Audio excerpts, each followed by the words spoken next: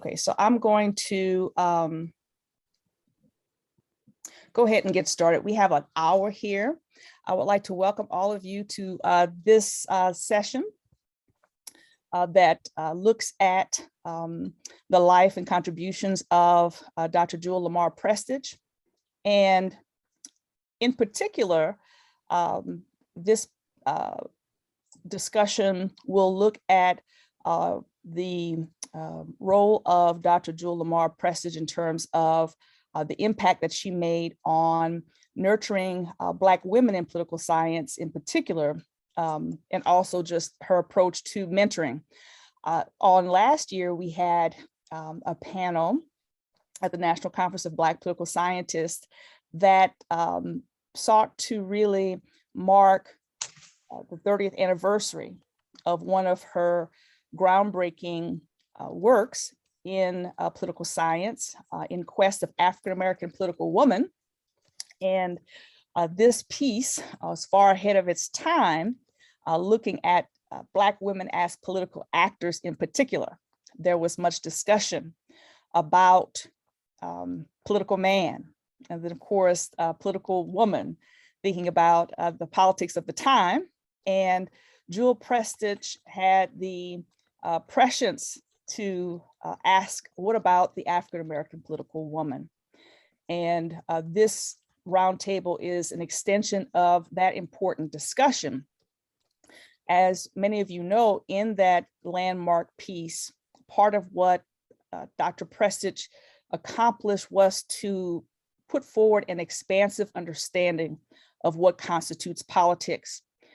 In other fields, there is more of an emphasis on informal politics, social movement activity. In particular,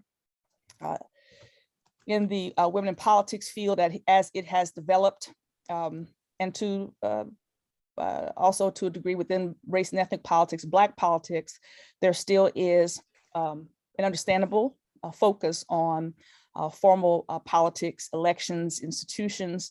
Jewel Prestage really underscored the need to actually address both, and really to think about politics in the broadest frame possible, and the circulation of power, the operation of power at different levels of scale. And so, we're going to continue to reflect on the legacy that she has left, what it is that she has contributed to our understanding about politics, and including within disciplines and institutions, right? We know that disciplines such as political science are other contexts or avenues for the operation of power. She understood that and addressed that forthrightly in her research, and also in the way in which she actually moved within and beyond institutions, within departments and programs that she developed, and also within political science organizations and other social science organizations. So we're going to have a discussion, and I'm so grateful. Unfortunately, because of struggling with some technical issues, and I just would like to say that I'm so grateful for the support that we have here at the conference. Some freshmen was able to help me figure out how to maneuver things on today. But this is actually the second panel that we have had about Dr. Jewel Lamar Prestage, and that just shows you how much she means to us, her importance in the profession, and how much we love her, and that we continue to just drink deeply from the well that she has left us.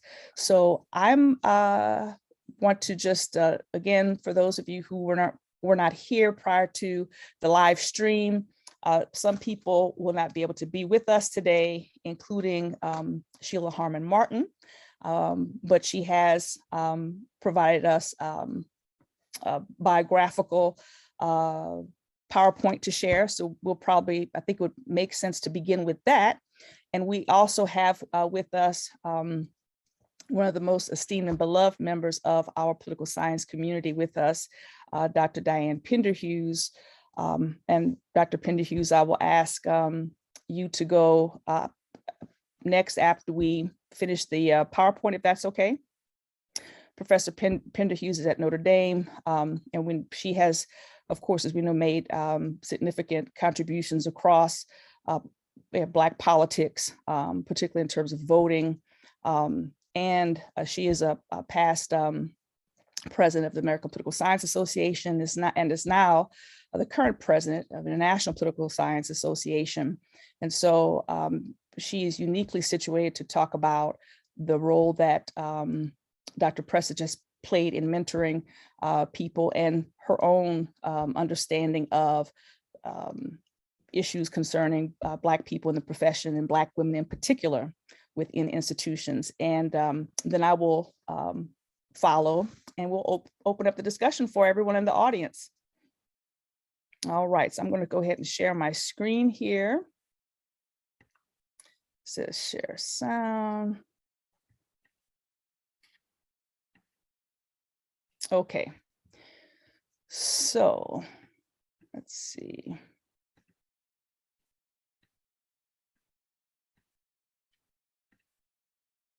Can everybody see this? Yes, can I get a thumbs up? Yes, yes. All right, thank you, thank you, Yes. thank you. So this is a picture of Dr. Jewel Lamar Prestage, and this presentation just presents a snapshot of some key aspects of her biography. And as it's titled here, The Jewel of Black Political Science. And I think that that is an appropriate title because Jewel Prestage certainly was appropriately named, as many people will agree. Dr. Prestage was the first African-American woman to earn the Doctor of Philosophy degree in political science while at the University of Iowa in 1954 at the age of 22. As an important historical footnote, for many years, Dr. Prestage and most people who are in political science understood her to be the first person to get first African-American woman to get any degree related to political science. She actually told me herself that Merce Tate received, just a few years prior, a degree in government. I still like to think of her as the first practicing political scientist, Black woman who is a political scientist, but I thought it important to add that historical note. 6 decades Dr. Prestage spent, right, in terms of a professional career. And she was critical in influencing what was once known as a, quote, womanless profession, end quote, through teaching, mentoring, scholarly research, civic and political education and training, and institutional capacity and capability building. She was born in Hutton, a sawmill town in South Central Louisiana. Her parents are Bertus Leroy and Sally Bell Johnson Lamar. Dr. Prestage was actually one of 16, I'm gonna say that again, one of 16 children, 10 of whom lived to adulthood, 6 boys and 4 girls, of which she was the oldest and 4th sibling. She attended her early school years in a one-room school in Hood, Louisiana. Later, she moved to Alexandria, Louisiana in 1939 in the 3rd grade. Dr. Prestage attended Peabody High School, which is a comprehensive school for Negro children, 1 through 11 in terms of the grades.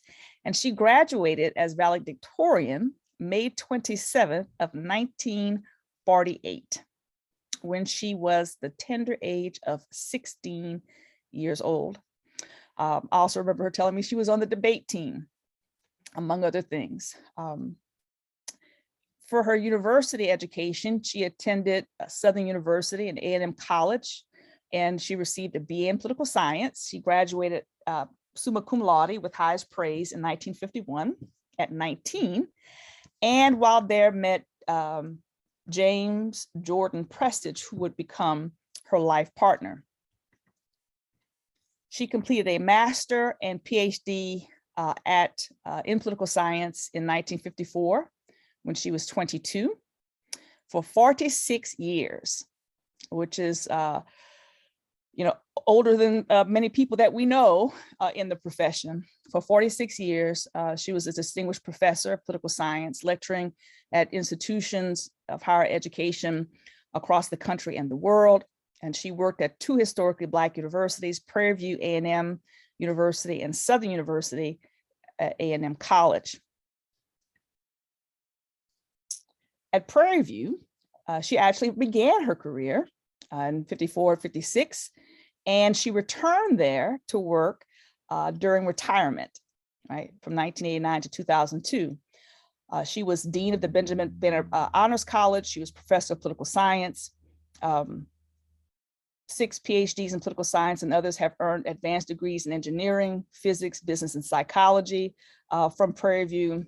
And while she was at Southern University from 56 to 86, for 33 years, she chaired the Department of Political Science and was also dean of the School of Public Policy and Urban Affairs, and which was a graduate program in political science and public administration.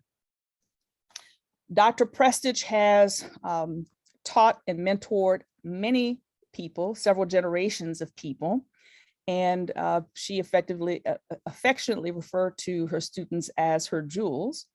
So Jewel's gems represent 45 PhDs and over 200 lawyers, judges, elected officials, administrators, commissioned military officers, and business executives.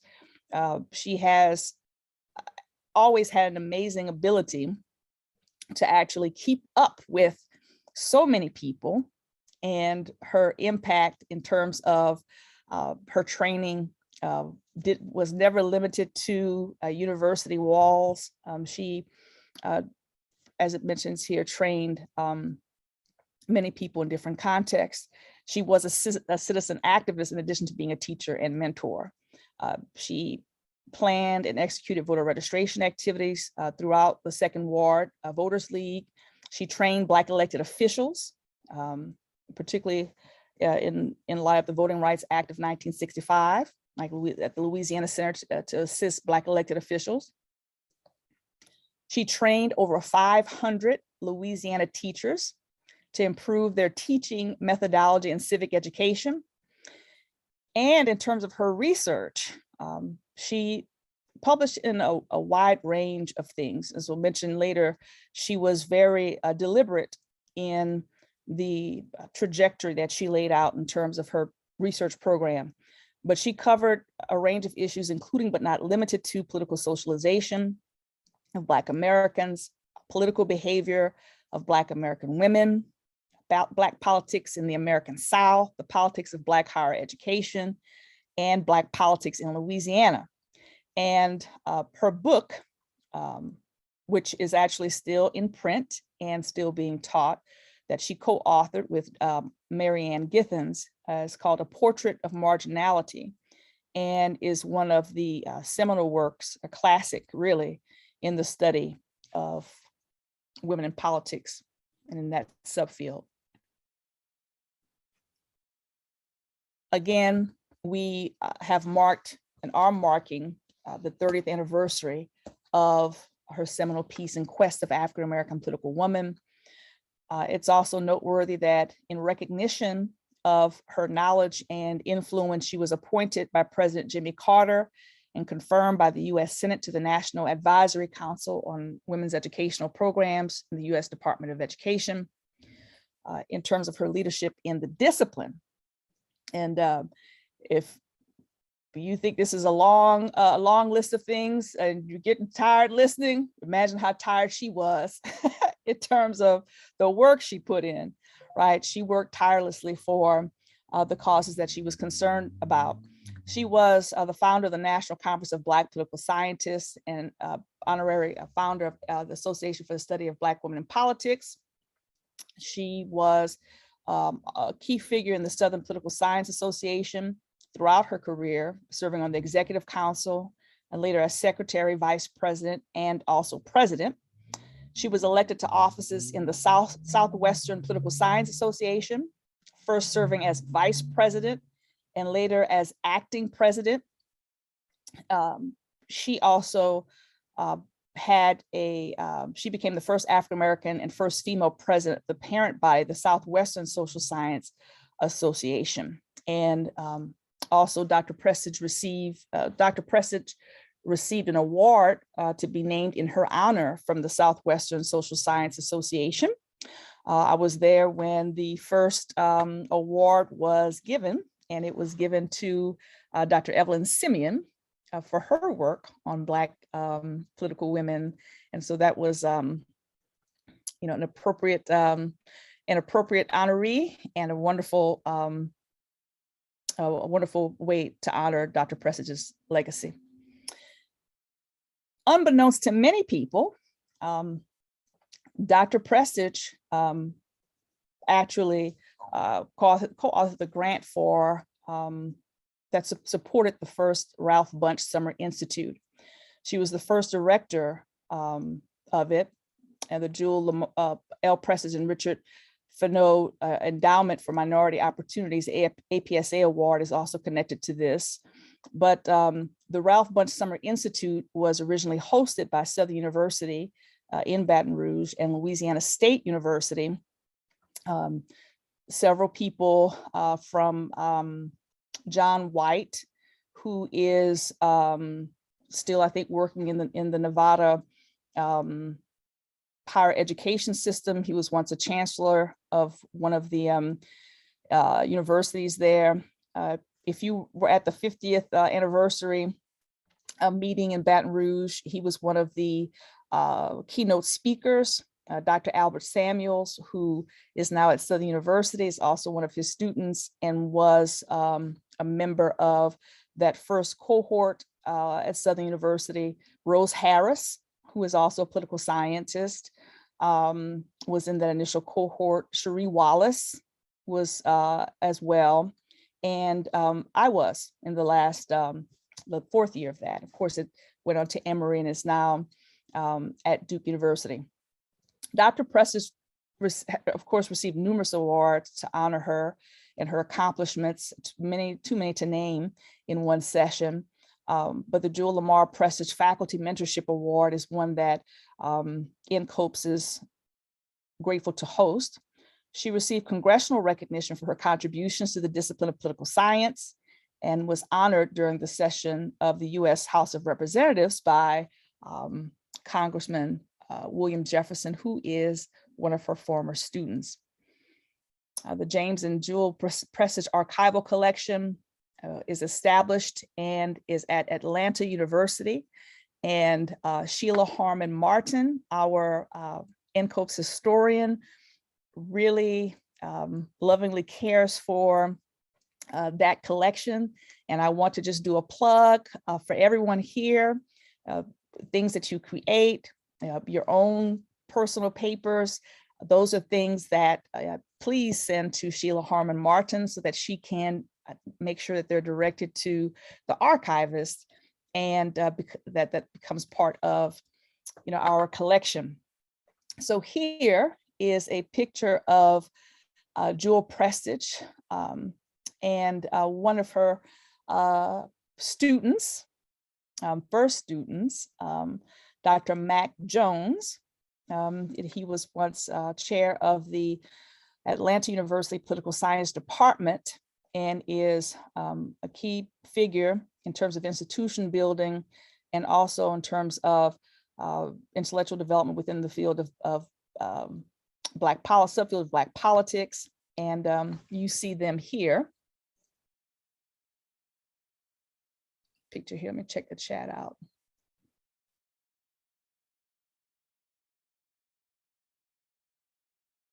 Okay. And in addition to all that she did within the profession, Dr. Prestage was also a loving and attentive mother. She was married for 60 years to Dr. James Prestage, who encouraged, supported, and shared in her professional and life accomplishments. And together they raised 5 fine children, and they have 10 grandchildren. And she transitioned recently, fairly recently, in August of 2014, and there was a great celebration of her life in Houston, Texas, at the Wheeler Street Baptist Church that she and her family attended. And one of the many memories that really blessed me from that celebration of her life was her pastor at the time sharing that she regularly shared clippings and news stories with him that she thought were relevant for a social justice approach to sharing the gospel. It was in so many ways representative of who she was, her personality, and her commitment. And here you can see a picture of her family. Her husband is on the right to her left, and her children are arrayed behind her. So again, Dr. Jewel Prestage, Lamar Prestage, the jewel of Black political science. And so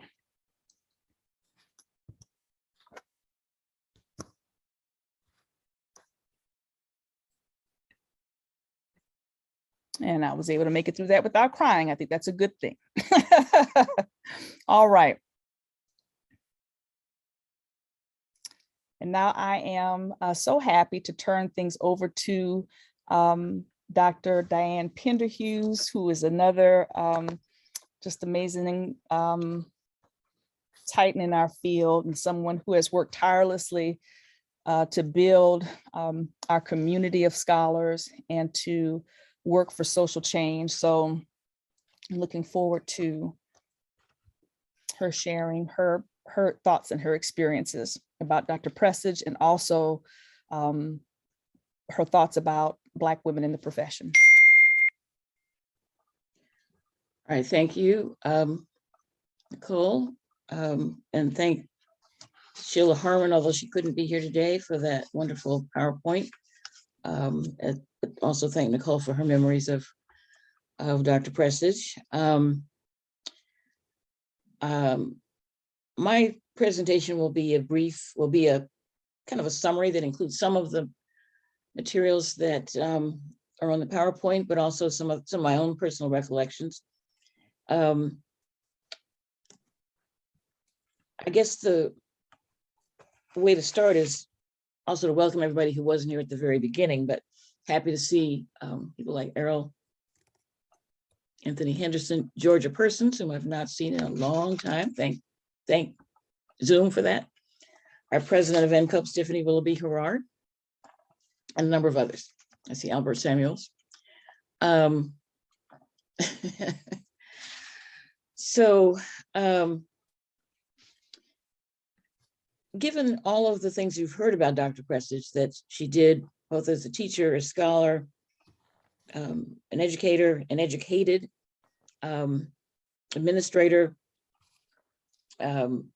it's just amazing to think about the range of activities in her life, and her many lives, and her ability to, as Nikol, Alexander-Floyd pointed out, her ability to keep up with those former students. So I'm going to talk about a few things. So as we mentioned, that she was a scholar, her work included the article that we're supposed to talk about, but which I will not talk about, but just mention, In Quest of African-American Political Women, which was published in May 1991 in the Annals of the American Academy of Political and Social Science. Her work with, really remarkable work with Marianne Githens of of a women's college in Baltimore. The book is A Portrait of Marginality, the Political Behavior of the American Woman. That was published in 1977. I used it for many, many years. Its ability to look at African-American women, white women, and to begin to lay the foundation for what became the work of women of color and women studying women in politics for decades, really. I mean, it's still an important volume. She published a number of other articles and book chapters. The Consent Decree as a Tool for Desegregation in Higher Education, Black Education, A Quest for Equity and Excellence, Contemporary Black Texas Women, Political and Educational Leadership from 1974 to 2000, Black Women in Texas History. They already mentioned In Quest of African American Political Women, and then the Quelling the Mythical Revolution in Higher Education, Retreat from Affirmative Action Concept, Women State Legislators, The Challenge of Pre-Collegiate Education are some of the ones. But given the fact of a woman who taught for as many years as was described, who was a teacher, an administrator, the mother of 5 children, with a husband who was also an academic and administrative leader, this is really quite a record. You heard that she taught at Southern University and Prairie View A&M for a number of years, 33 and another 10 or 12. She was an administrator at Southern as chair of the Department of Political Science and then dean of the School of Public Policy. Taught at Prairie View and then was dean at the Honors College at Prairie View. Her ability to teach and to generate political scientists, to work with people who became elected officials, produce political scientists, attorneys, judges, was voluminous. Sheila's PowerPoint listed the numbers. She was also a social leader. She was involved in a major sorority. Jewel's Gems or Jewels, whichever one of those terms is used. I began to hear that at NCOPE some years ago. She was one of the founders of NCOPE. She also became president of NCOPES. It was mentioned that she was president of the Southern Political Science Association, but let me tell you something about that. She was president of the Southern in 1976, which is relatively early in American academic Black first.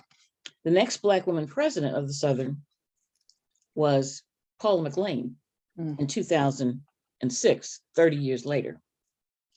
The first Black president was Samuel Du Bois Cook, who had preceded her in 1973. So as far as I can tell, and I just looked at the website, there have been only 3 Black presidents of the Southern Political Science Association. Samuel Du Bois Cook, Jewel Prestage, and then Paula McLean. It's really kind of striking. Now, I got to know her a lot better in a particular time. She'd been, as was mentioned, she was educated at the University of Iowa, that is, educated for a graduate work, where she earned her master's in 1952 and then her PhD in 1954. And I'll say it again, when she was all of 22 years of age. Most of us are happy to graduate from college at that point, but Jewel was getting her PhD. So in general, NCOPES was my pathway to getting to know Dr. Prestage, but I came to know her much better during a period when she visited the U of Iowa Department of Political Science. And I think that was probably in the 90s or the early 2000s. She was there visiting for a year. I went to visit her during the year she was there. She began to call me at the early hours of the morning, as I take it she did frequently with her students to check up on me, but also to learn what others were doing. When I say early, I mean she would call you at 6 o'clock in the morning. And this, let me just say, I've never been a person who got up at 6 o'clock in the morning, but there was the phone call from Jewel, so you talk with her.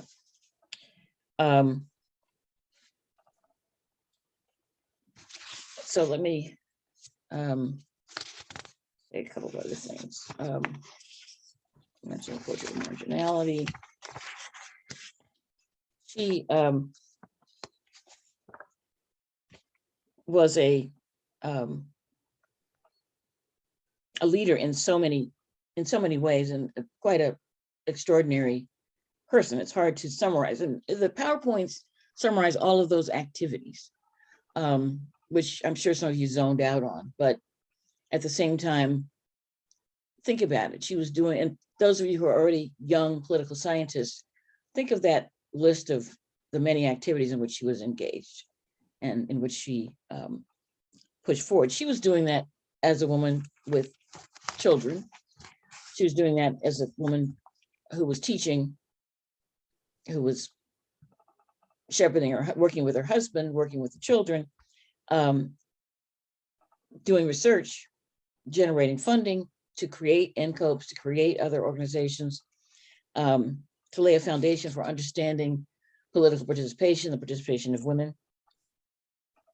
A very amazing career. So one of the things I did want to mention is, I think in the late the 1990s and early 2000s, she conducted a survey.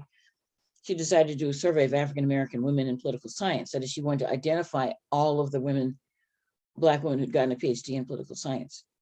And I remember Pearl Robinson talking about filling out the questionnaire, which was quite long, as Pearl said. She would take it with her, and when she rode the bus to and from her employment at Tufts University in Boston, she'd work on it to fill it out. In other words, it took a long time to fill out.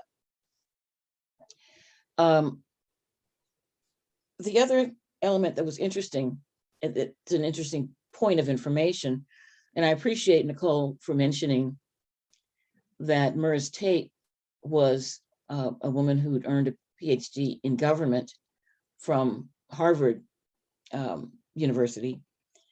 Her degree came about in 1943. Ralph Bunche earned his PhD in political science, in government, really, from Harvard. The department at Harvard is still called government. Bunche's PhD came in 1934.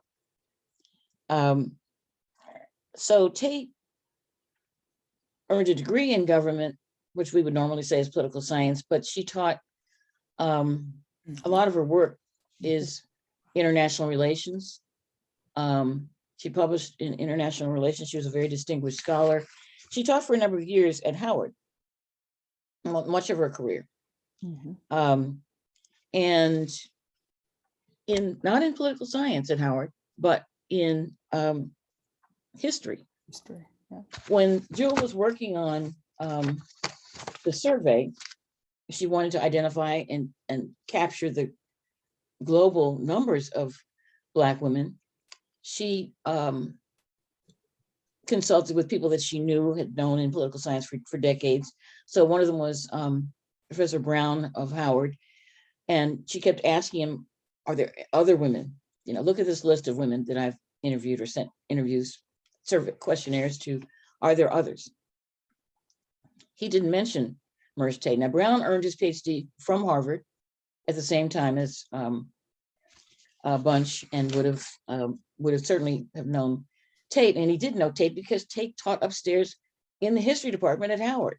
But her degree being from government, he must not have thought of her, and also that she was in history, he must not have thought of her as a political scientist. But when actually one of my grad students, Rosalind Fielder, pointed that out to me, and I was like, Jewel Prestage, Jewel Prestage, Jewel Prestage. And she said, no, Tate was in government a decade before. So Jewel talked about her frustration at not being able to have gotten that information from Professor Brown, she would certainly have sent Murs Tate a questionnaire. Tate passed away. I don't remember the dates, but it was during a period when I was still, when I would have been teaching at Howard a couple of years. I taught for 1 year at Howard, and Tate would have been there at the time, which meant that most of us who would love to have known her didn't get to know her, but she was a very distinguished scholar. So that's a context for understanding what happened with that issue of Tate versus Prestage.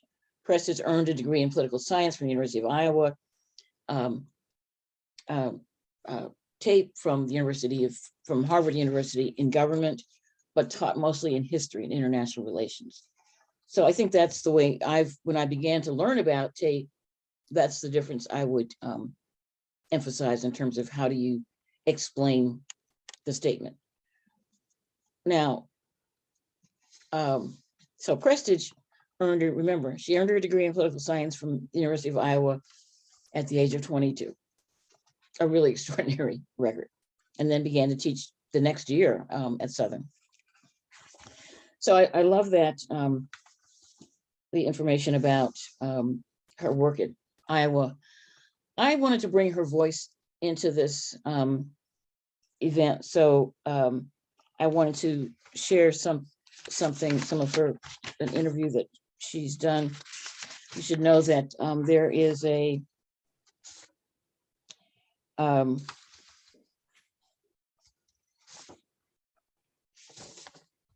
there was a project some years ago when the American Political Science Association worked on the African American political scientists and did oral interviews with them. But there was not, Jewel worked on it, Lucius Barker worked on it, Twiley Barker, Lucius and Twiley also being from Louisiana and having earned degrees in political science, PhDs in political science, Twiley and Lucius at the University of Illinois Urbana-Champaign. So they began a second phase of that project in interviewing African-American political scientists. Now those interviews are on the University of Kentucky Library's website. And I'm going to see if I can share my screen to play some of just one part of it. Her interview conducted by Shelby Faye Lewis is just under 3 hours long. So I'm not going to obviously play all that, but it's there. It's publicly available. And as are the interviews with many others. I conducted one for Matthew Holden, for example.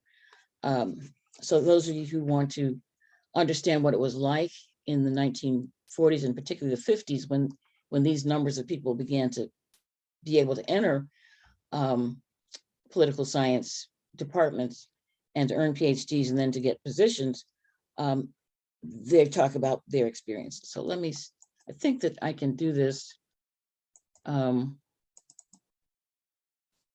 And I'm going to start with, this is 2 hours and 12 minutes into the interviews, but it's Shelby asking Jewel to talk about her experiences in, oh, hold on, I have to.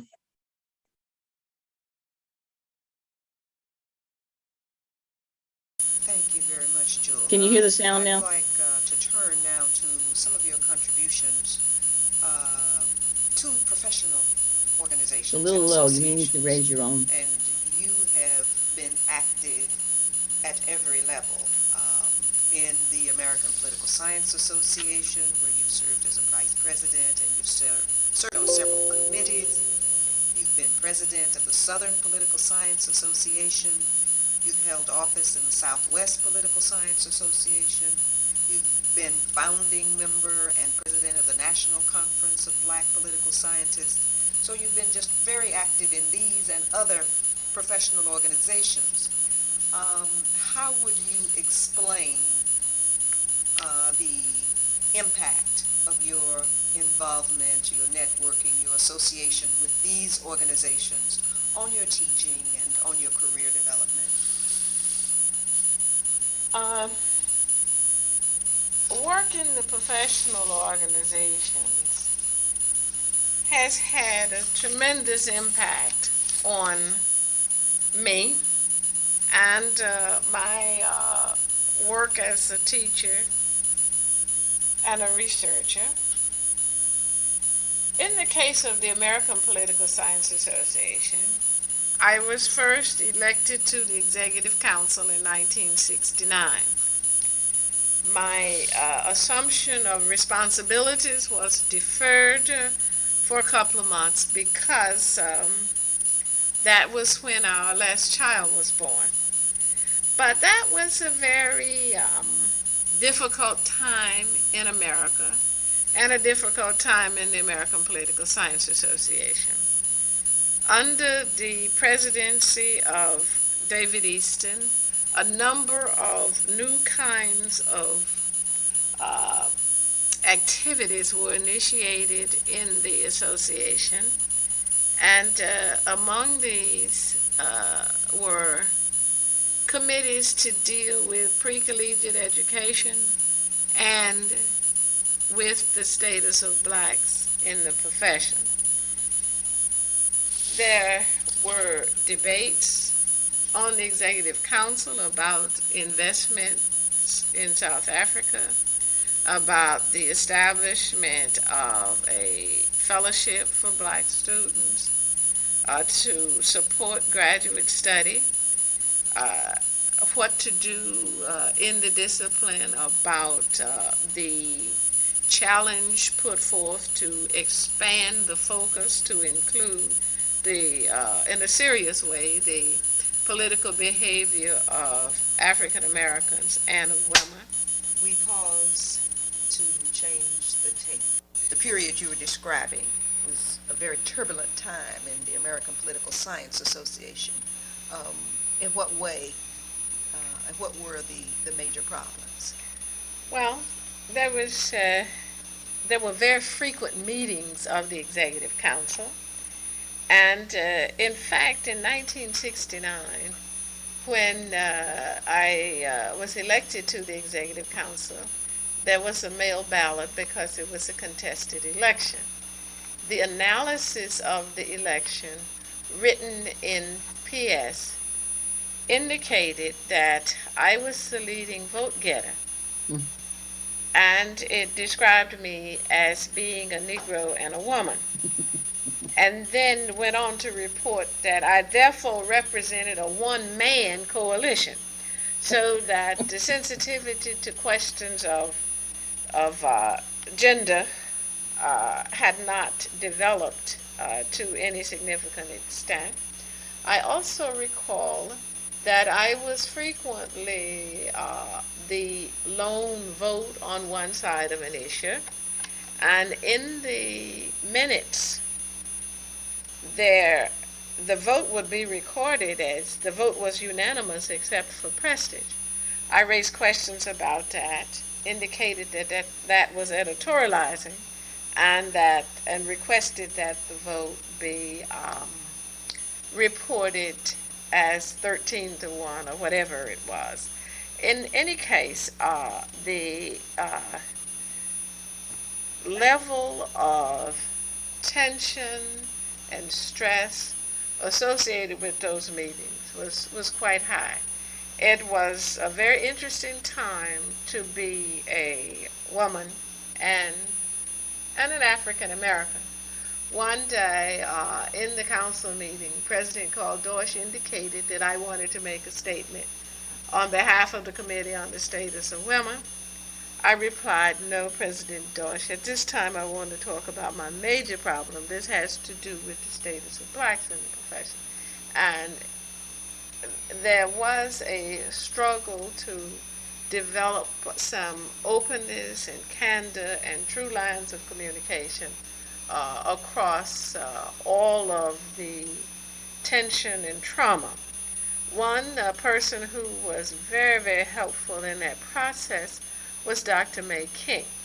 Dr. May King had come to the conference on the status of political science in historically black colleges in April 1969 at Southern University, and when Dr. Kirkpatrick indicated that the association was interested in recruiting its first black staff member, Dr. King indicated that she was interested and did, in fact, join the staff of the American Political Science Association, where she was the staff person for the Committee on the Status of Blacks, as well as the Committee on the Status of Women, and if memory serves me correct, the Committee on the Status of Pre-Collegiate Education. These were all committees that had been initiated by President David Easton to try to deal with the new access and new attention that was being demanded.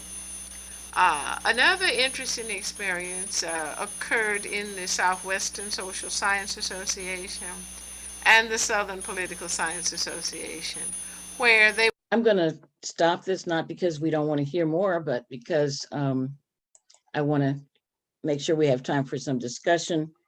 Let me make just a few comments, and then we can turn to the audience, or I'll turn back to Nikol Alexander-Floyd. So it's 1969, and she mentions when she was first elected to the council. That was all, and she mentions that it's a difficult time for the APSA. That was also the time around which, at the Los Angeles meeting, there was a walkout by African-American political scientists, and after that process leading up to the founding of NCOPS. The status committees includes the Committee on the Status of Blacks, Committee on the Status of Women, all of that gets founded in that time period, David Easton.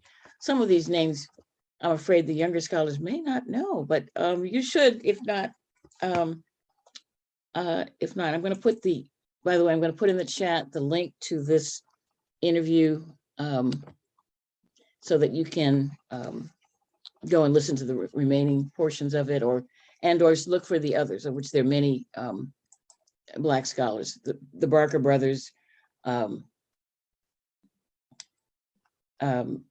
Matthew Holden, a number of others. I also think it's interesting to hear her describe the contention in the council meetings and her challenging the procedures that were operating, in which, you know, the vote would be recorded. The vote was unanimous except for Prestage. And her challenging the way in which that was done. Remember that these were meetings of the council that were face-to-face. That meant they had to travel to get to the meetings, unlike today when we can do them on Zoom. Then finally, I just want to say that Jewel Prestage was, I said, a remarkable woman. Nikol Alexander-Floyd made that clear. Shiela Harmon's PowerPoint establishes that as well. The numbers of things in which she was engaged, the range of activities, her leadership of the Southern Political Science Association as early as 1976, her work with Marianne Githens on the Portrait of Marginality, looking at the behavior of American women, which includes Black and white women, and that was a very substantial coverage of Black women. There were some numbers of chapters on edited volume on women. When something needed to be done, Jewel was not afraid to do it. So, for example, this point about the oral history project, I don't know the details history. I just know that they were working on an oral history of basically what were white political scientists. And she and Lucius and Twiley decided, oh no, we've got to include African-American political scientists. And so they added African-Americans to that process, and therefore this wonderful array of materials is available. We should probably do something with that at some future NCOPS. So I want to say this without being unfair to the next generation of scholars, but you know, I hear a lot of complaints from my younger colleagues about how hard things are, how difficult it is. They're not recognized. No, you're not recognized. And you know what? You're not going to be. You have to make your own recognition. You have to work hard and fight your way through it, figure out how to develop strategies, work with coalitions of people. You know, Jewel was a person who knew how to work across racial and gender lines. And she also knew how to work with men of color as well, who were sometimes not always very supportive, but that never stopped her. So I just want to say how much it was, you know, she enriched my life and my career as well. And let's talk. If someone could tell me if we're actually going to be, if we're going to have a hard stop with the system kicking us off at 12:45, or if we could have a 5-minute grace, that would be helpful. I would like for us to have a chance to share. I will just very quickly state, and thank you so much, Professor Pinderhughes, for sharing. President Tiffany Willoughby Herard is here, so maybe she can tell us. Yeah, I hope. I was trying to text you. I wasn't fast enough on the typing. Okay. I think we can go ahead for 10 minutes. This is being live streamed on Facebook. Okay, super. The difficulty is it's just going to mean that the break between now and the next session will only be 5 minutes. So just everyone be mindful of that. Okay, great. Thank you. Again, thank you so much, Professor Pinderhughes, for sharing your reflections, and especially for sharing Dr. Prestage's voice. So there are 7, just in terms of thinking about lessons drawn from her life, there were 7 things that I thought about. Of course, I can't speak about all of those, but I will list them in terms of lessons from her journey. I will preface that by saying, to part of what that interview snippet underscored was that she had an unbelievable memory. This woman is a genius. And when I tell you, when she would recount something, she could tell you not only the year, the month, and often the day that it happened. And anybody who knows her knows that, and would recount it in rich detail, where she was, who was there, and what they were doing. And she was as tough as she was sweet. So 7 things. One, as was pointed out before, she had a big tent approach, right? Her purpose in life was clear. She was all about being here to make progressive social and political change, and to train and recruit people, emphasis on recruit people in the process. If Charles Hamilton Houston was known for specifically going about recruiting and training a cadre of Black lawyers to go out and change Jim Crow America, Jewel Prestage did not limit herself to political scientists. She recruited and trained people across various fields. And that's something that we don't often understand. But in that process, that was her purpose, but her process had several contours. First, she had a big tent approach. Secondly, even when she was offering constructive criticism, please forgive me, offering constructive criticism, she could do it with a velvet glove, right? She always, she never tore people down. She always even did that in a way that built people up. I was able to see her do that on a number of occasions. Thirdly, one of the things that she told me that she learned was that excellence was possible anywhere. Fourthly, she encouraged herself and others. Jewel was an example of that. Fifthly, everything that she did had a strategic plan. She was strategic about what she did, a long-range plan of thinking of the end before the beginning. 6, she was always growing. And 7, she lived life freely and with joy. Oftentimes people discuss joy as something that is absent from Black experience or hasn't had a place or value. And her life and her legacy proves the lie in that. And so I'll just very quickly point out 2 things in terms of the big tent approach. She was technically in retirement, or close to retirement. I'm trying to remember, had she just retired? Anyway, she kept working even after she was retired, putting panels and things together. But she put a panel together with about 5 or 6 of us, and it included myself, and I write about this anonymously in the epilogue of my first book. And as people know, I have a feminist critique of Black nationalism, and she put me on a panel with about 2 or 3 staunch Black nationalists. This was nothing odd for Jewel Prestage. She wanted people to just be there, and she wanted to have what she participated in producing to be a reflection of Black life, right? So she was unafraid of doing that.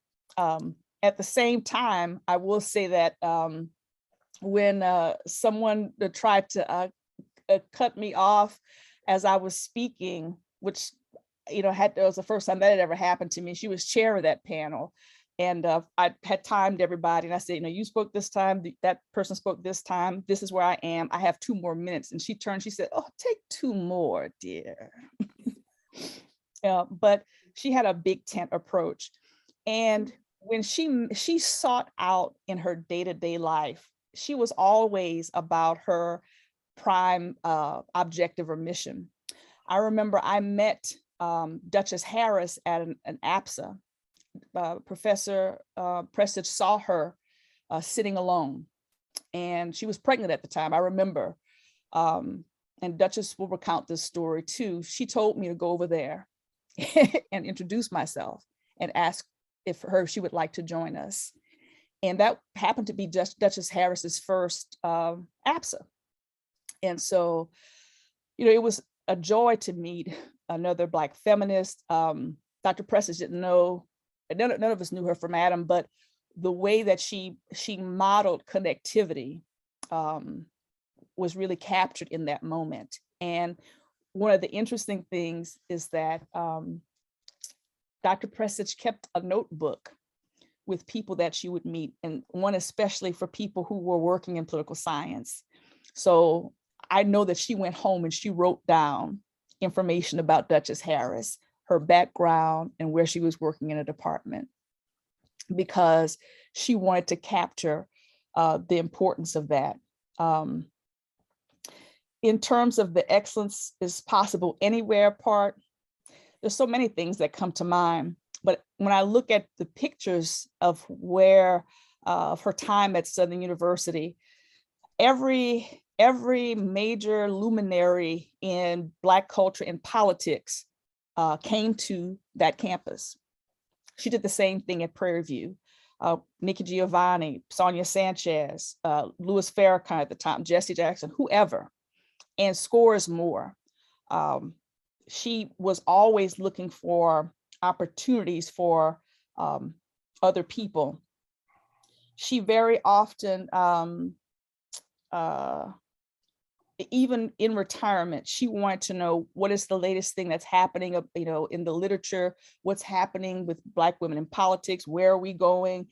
She, and I'll just end with this, she, the 4th point, encouraging herself and others. Jewel Prestage had the practice, a habit of letting you know what it is that she was doing and had done. And the older that I get, I understand that she did that for a variety of reasons, in no small part because in this profession, many people will try to hide or disguise or just not comment on what it is that you contributed. She also lifted up other people in the same way. Jewel Prestage was the kind of person, and I've seen her do this, when someone tried to raise questions about another political scientist, she started regaling this person with all kinds of stories about the good times they had had together, interspersed with all the wonderful and amazing things that this person had done professionally, and also in terms of their civic participation that this other person who was trying to tear them down did not know. So she put him in check, and yet did it in a way that was just glorious, right? She also had a way of making, she had this in common with my mother and many people who are leaders do. She made you feel like you can do anything, right? And that's how she was able to convince so many people to go into political science, So those are some of the things that I remember as principles for her life that I think are important process-wise as we move forward. And I'll just stop there so we can have some time to have questions and interact.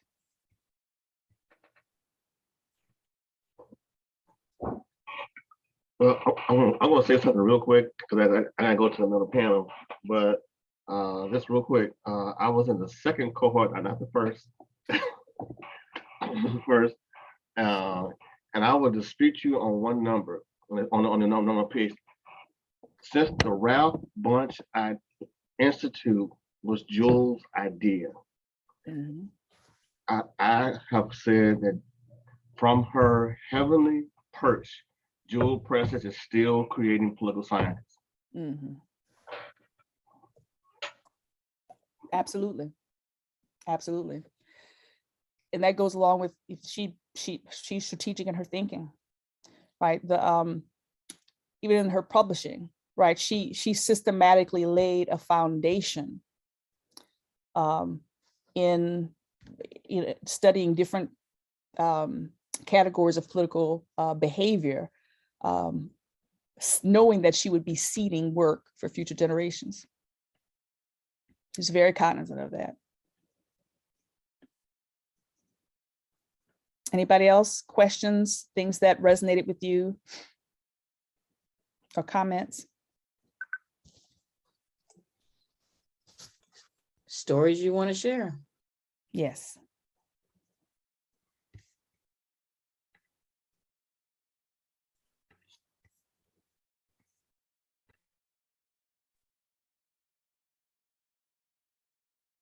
Dr. Alexander-Floyd and Dr. Pinderhughes, I just want to thank you very much for presenting such a wonderful and a comprehensive overview of the legacy of Dr. Prestage, and for also including her contributions in her service and her leadership to the American Political Science Association.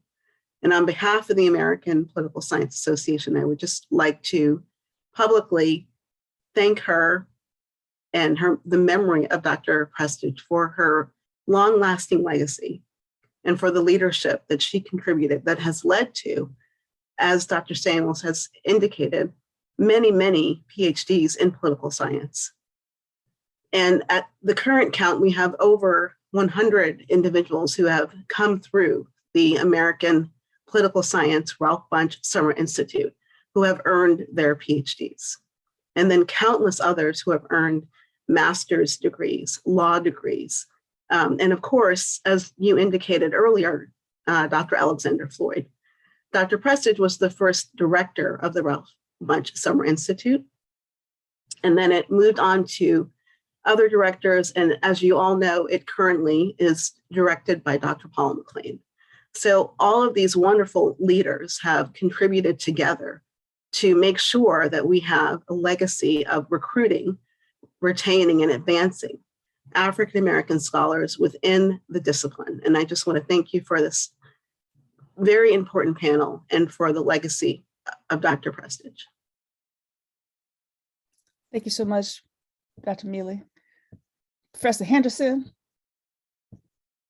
I see you. It's good to see you. It's good to see everybody.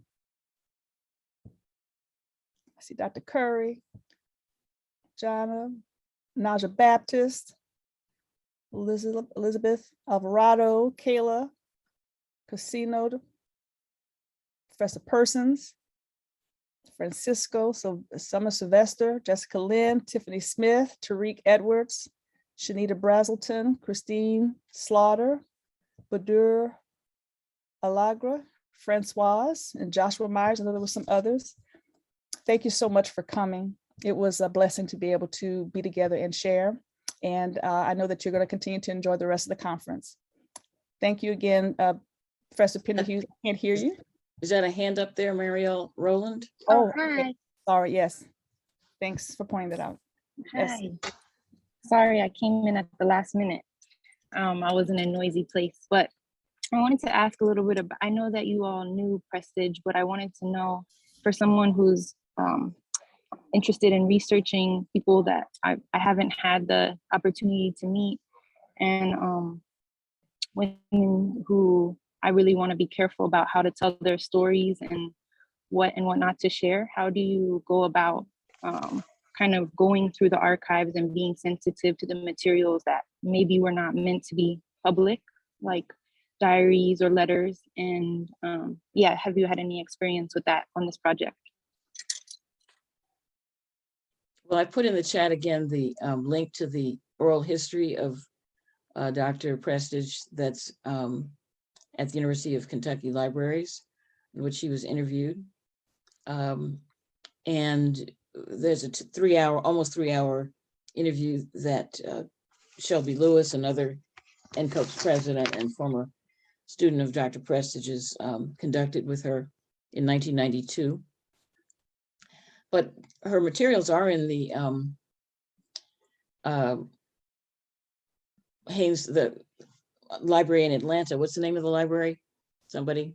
The Slaughterhouse. Yeah, it's at the library. If you each archive typically has guidance in terms of which materials may need further permission, Cultivation. to Permission, actually, to assess. And so, but that's, that speaks to the ethical practice of producing scholarly work, right?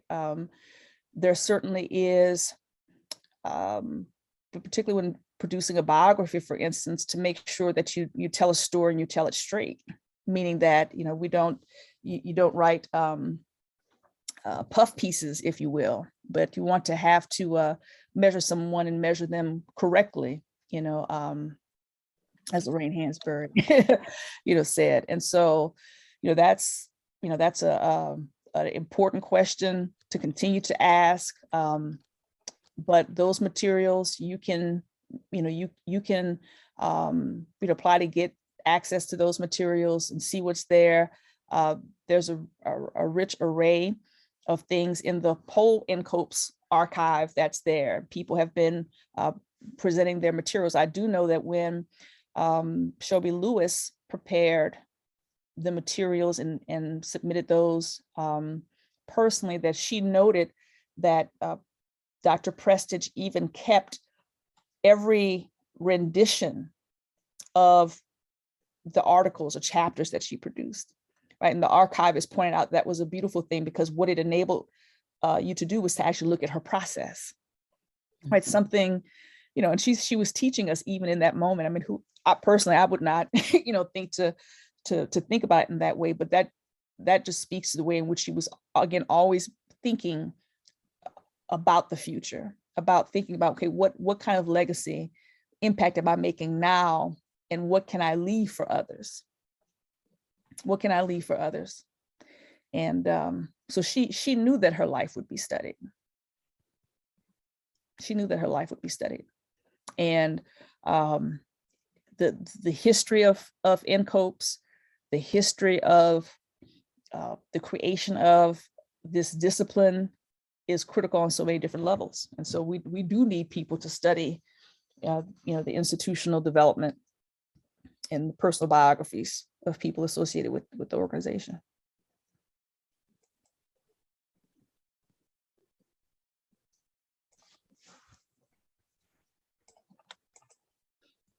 Well, so people can get to their next panel, we should probably let them go. Thank you. Thank you all so much for being here. So good to see everybody, see the names, and to just fellowship together in the ethers. See you later on today. Professor Pinderhughes again, thank you so very much. Bye-bye. Okay.